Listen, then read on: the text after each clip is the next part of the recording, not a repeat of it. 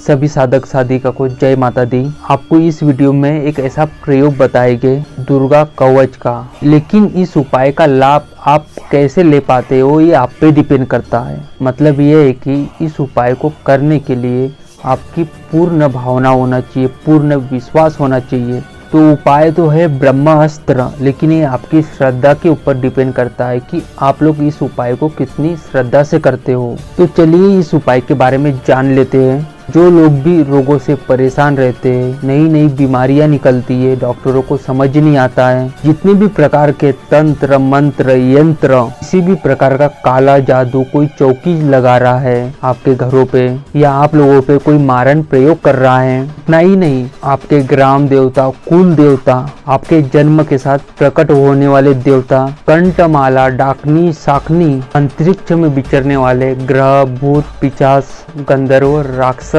ब्रह्म राक्षस, वेताल, कुष्मांड, भैरव आदि अनिष्ट कारक जितनी भी प्रकार की शक्तियां रहती है इस पूरे ब्रह्मांड में, इस धराधाम पे जितनी भी प्रकार की नेगेटिव एनर्जी है या कोई बीमारी है, जो दुर्गा कवच का प्रयोग करता है, समस्त प्रकार की रोग बीमारी, जितने भी प्रकार के उपद्रव आपके जीवन में हो रहे हैं वो सभी नष्ट हो जाते हैं और किसी भी प्रकार की नेगेटिव एनर्जी आपके करीब नहीं आती है। तो किसी भी प्रकार से आप लोग परेशान हो तो इस उपाय को जरूर कीजिए। उपाय आपको इस प्रकार से करना है। नवरात्रियों के दिनों में, चाहे कोई भी नवरात्रि हो, प्रगट नवरात्रि हो या गुप्त नवरात्रि हो, 9 मिट्टी के दीपक लेना है।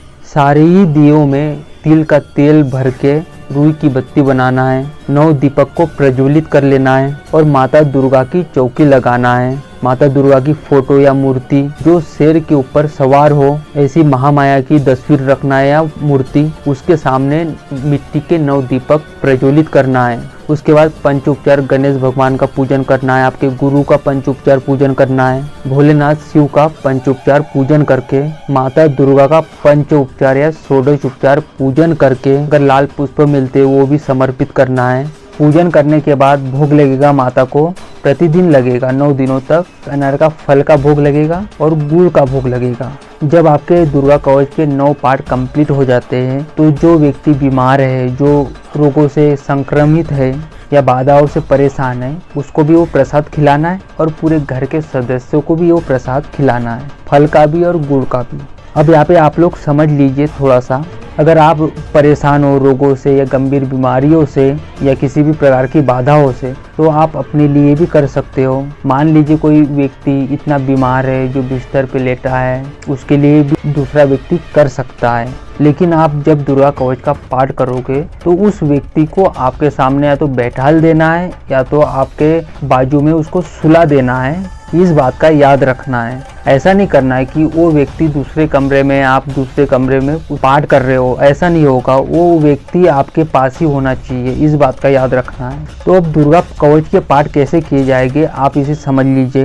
दुर्गा सप्तशती आप सभी के पास होगी, या तो नहीं होगी तो किसी भी स्टोर से खरीद के ला सकते हो। जहाँ पूजा सामग्री का सामान मिलता है वहाँ पे जाइए, दुर्गा सप्तशती की पुस्तक 2 बोलना, तो आपको बुक दे देंगे, उसमें दुर्गा कवच होगा, आपको दिख जाएगा। तो उसी दुर्गा कवच का पाठ करना है। लेकिन हर एक पुस्तक में आपको विनियोग नहीं मिल पाएगा, इसलिए आपकी सुविधा के लिए आपकी स्क्रीन पे हम विनियोग दे रहे हैं। विनियोग ऐसे पढ़ना है, आपके हाथ में जल ले लीजिए और फिर विनियोग पढ़ना है और उस जल को एक कटोरी में छोड़ देना है। तो विनियोग पढ़ लिया, फिर पाठ प्रारंभ करना है। अगर आपके लिए कर रहे हो या दूसरे व्यक्ति के लिए कर रहे हो तो एक लोटे में, तांबे के लोटे में जल भर लीजिए, उसमें गंगा जल मिला दीजिए, उसमें गेंदे का पुष्प या तो गुलाब का पुष्प डाल देना है। उसके बाद आपके सामने रख लीजिए उसे भी। फिर दुर्गा कवच का पाठ प्रारंभ करना है। पहले विनियोग पढ़ना है, फिर दुर्गा कवच पढ़ना है। एक दुर्गा कवच का पाठ हो जाता है तो उस लोटे में से पुष्प के साथ जल उठा के, या तो आपके लिए कर रहे हो तो आपके माथे पे उसके छींटे लगाना है, सर से लेके पाँव तक। अगर दूसरे व्यक्ति के लिए कर रहे हो तो उसके भी सर से लेके पाँव तक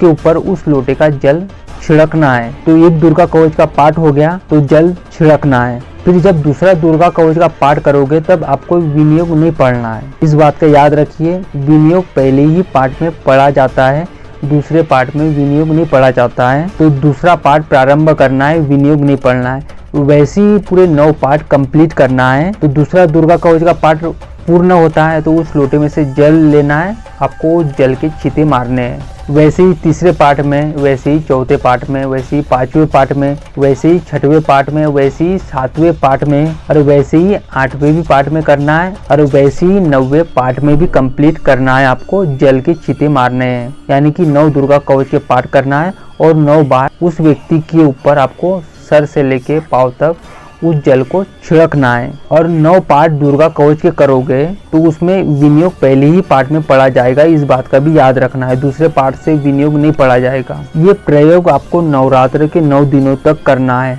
और प्रतिदिन 9 पाठ करना है। इस पाठ को आप चाहो तो दोनों टाइम भी कर सकते हो या किसी एक टाइम भी कर सकते हो, लेकिन प्रतिदिन माता दुर्गा का पूजन होगा, पंचोपचार या षोडशोपचार, उसके साथ में भगवान भोलेनाथ का, गणेश महाराज का, अगर आपके गुरु है तो गुरु का पूजन है, जिनके गुरु नहीं है वो तो भोलेनाथ का पूजन कर ही सकते हैं। और प्रतिदिन अनार का भोग लगेगा माता को और गुड़ का भोग लगेगा, और वो दोनों ही भोग घर के सभी सदस्यों को खिलाना है और उस रोगी को भी खिलाना है। इसी तरह से नवरात्रियों के 9 दिनों तक आपको करना है प्रतिदिन। अगर आप लोग 9 दिनों तक ऐसा कंप्लीट कर लेते हो पूर्ण समर्पण के साथ, विश्वास के साथ, तो जिस किसी व्यक्ति के लिए या स्वयं के लिए भी करोगे, बीमारियों से या ऐसे गंभीर रोगों से डॉक्टरों को भी समझ में नहीं आ रहा है, या कोई देव ऋण से परेशान हो या तंत्र मंत्र से परेशान हो, चाहे कोई भी परेशानी क्यों ना हो, इस प्रयोग को 9 दिनों तो कंप्लीट करोगे तो आपको आराम जरूर प्राप्त होता है। याद रखिए,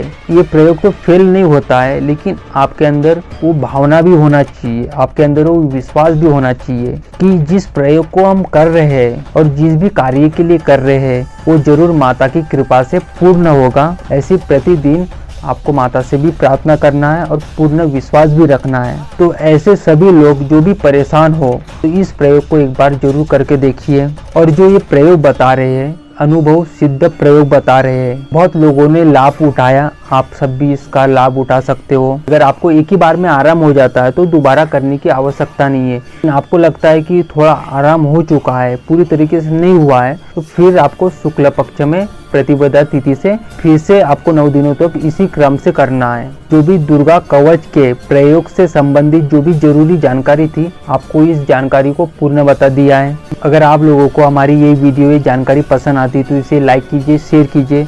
अगर आप लोग हमारे चैनल पे पहली बार आए हो तो हमारे चैनल को सब्सक्राइब कीजिए। माँ भवानी की कृपा आप सब पे बनी रहे। जय माता दी।